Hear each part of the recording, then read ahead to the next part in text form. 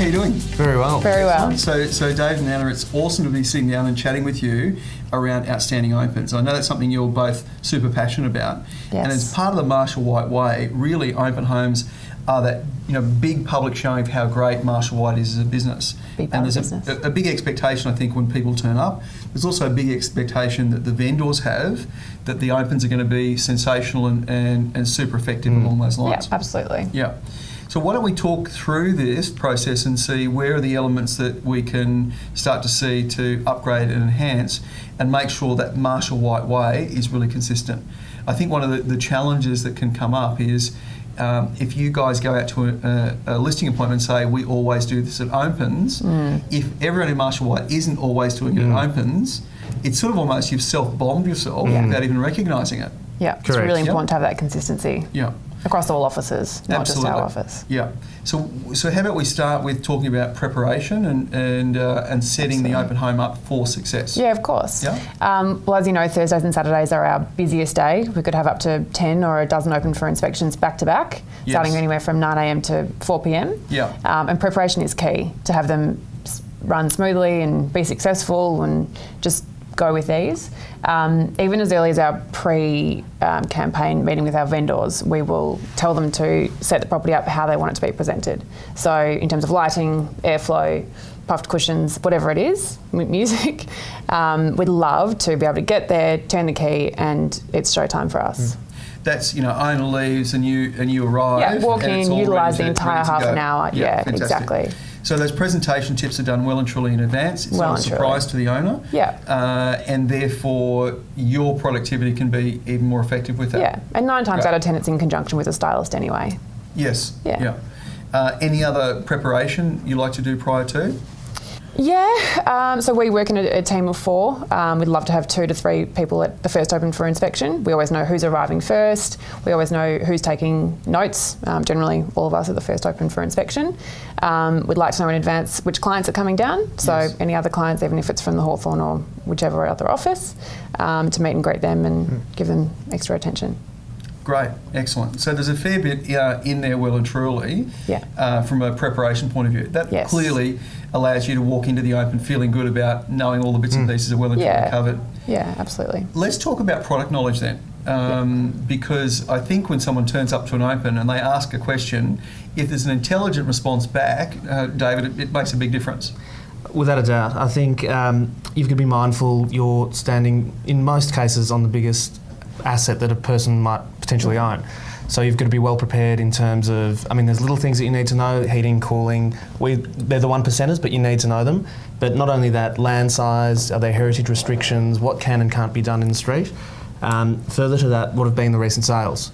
So you need to be very well versed in what's sold in the street, but surrounding streets. You need to know those land sizes, why they sold for what they sold for. So it's having that overall knowledge, I suppose, so that you can best inform prospective buyers, so that you can show that you've got the knowledge in the area and hence get the best possible price for them. Yeah, great. So some of these might be printouts and tools that you have or references that you'd have. Some might be handouts for clients. But it really is about making sure whoever's at that open home is well and truly skilled to be able to have an intelligent conversation with the potential buyers. Definitely, and you have to be able to speak with conviction around that as well.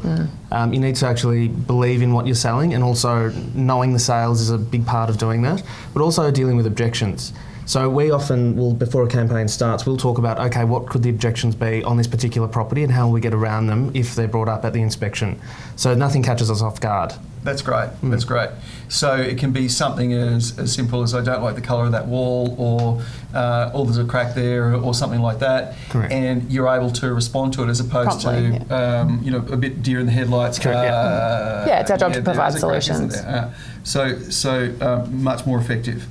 Okay, so we've done our preparation, we've got our great product knowledge, we've arrived, it's set up beautifully, flags out, all those sorts of things are in play.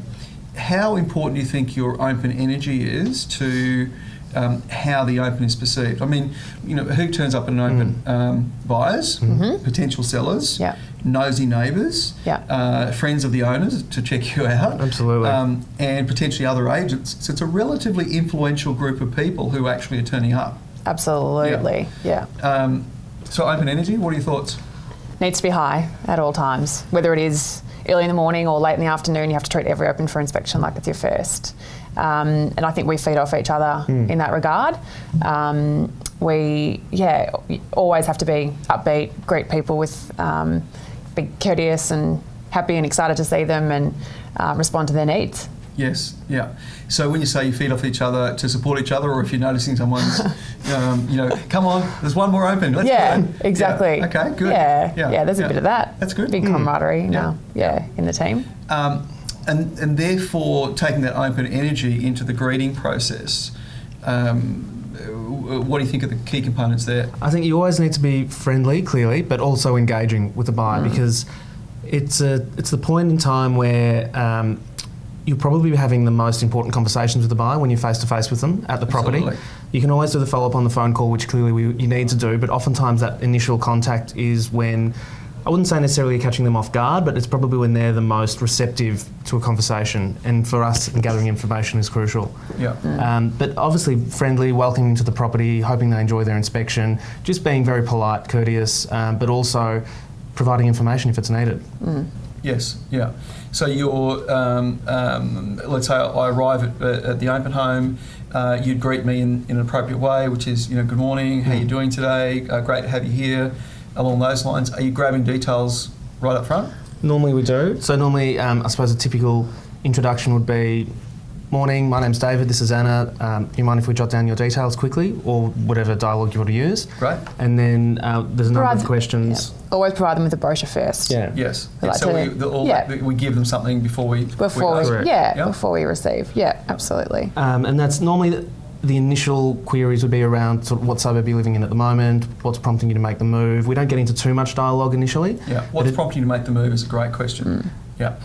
It's a wonderful motivation question without saying it's conversational. What is your motivation for selling? Kind of thing. We're also very aware that we're speaking to potential clients, people that are coming and starting their interview process without even knowing it. Yes. So even if they're selling in 6 months' time or 12 months' time, we feel like we're making an impression, and it's an amazing way for us to build our database as well. And like you're saying, the it's a real opportunity to build rapport with these clients without even recognising that they're in that rapport mode with you. Yeah.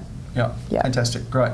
So we've grabbed the details, only a few key points, then say please have a wander through, have a look at the property, and love to get your thoughts on the way out. Absolutely. Yeah.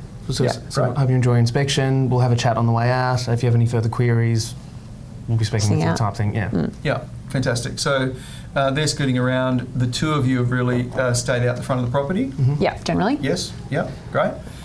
And then? I was going to say, we do that for a number of reasons. I mean, there's nothing worse than the agent that's sort of sitting himself in the kitchen or in the lounge room and buyers are firing questions at him left, right and centre. And you can guarantee every other buyer is within earshot and their ears turn to hear what's being said. Typically they're objections to the property. Yes. And an objection might be brought up that a buyer might not have considered in the past. So that's not a good look for anyone. Yeah. So we will normally give them their privacy for the inspection. If someone asks a query and asks us to come inside, clearly we do it. But we try and position ourselves at the front of the property. Yeah. Would you actually say that? We'd like to give you privacy for the inspection? Pick our mark. Yeah. It depends on the type of property. It's a good piece of dialogue. Yeah. Look, we'd like you to actually have the freedom to explore the property and have a real sense of it. And at the end of it, any questions that you might want to go through, I'd love to get your feedback. It also lets them speak freely amongst themselves, and we're not in there intimidating them, listening to what they're doing. Otherwise, they'd walk around sneaking. Sneaking. Well, I really like this bathroom. Oh, the agent's there. I better not tell them. I better not say that. Shh. Yeah. Exactly. Yeah. Exactly. Okay. Good. Great. Yeah. So that's occurred. You've done sort of the first version of qualifying on the way in. Now they're heading out of the property. Yeah. What happens next? It's a different set of questions. So on the way out, we want to find out a couple of things: whether they like it, whether they're ready to buy. If they like it, somebody could absolutely love it, but they might be 2 years off from moving, or not ready to buy at all. We want to know whether they've been active, so bidding and offering on properties. So performed is what we call performed, and whether there's any deadline. So if they've sold, what settlement they would need. But basically, if they're coming then with the intention of performing, it's really important for us to provide that information to our vendors so they can make an educated decision on the day. Great. So you're noting that down. Yeah, all of that. And in sort of a little bit of code lingo. Yeah. So you've got a real sense of where they're at. We want to know where they're at, whether they've been educated. Yes. So are they looking at other properties? Do they have a sense of the market? Are they from Stonington or are they from Kensington and have no idea? Do they know the local area? If not, can we help them? Do they know how good the schools are? Do they know that they're around the corner from an amazing park? Yeah, great. All of those things. Yeah, excellent. Do they have family in the area? Are they moving for school, work? It's all really important to build that profile. Absolutely. So we've done that, and I absolutely get that this is a reflection not just who you are, but it's a reflection on the service we're offering our vendors, the service that we offer Marshall White clients well and truly. The walkaway technique. Oh yeah. Yeah. Yes. So it's a technique that we use, sort of elaborating on what David said before about us not placing ourselves inside the house. When someone has come out of the house and we're discussing the feedback and we're asking them what they thought, we don't just hang around when people are entering.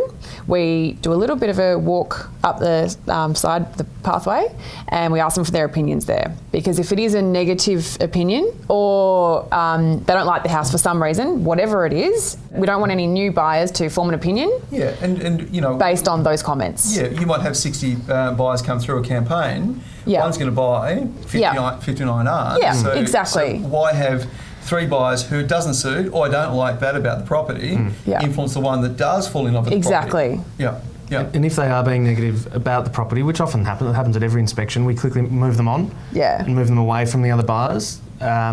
Again, we don't want them. You walk and sort of talk and. Yep. Just walking and talking. Yes. I'm walking and talking. Like, see ya. What are you doing over there? Spotting you. Would you mind leaving the property?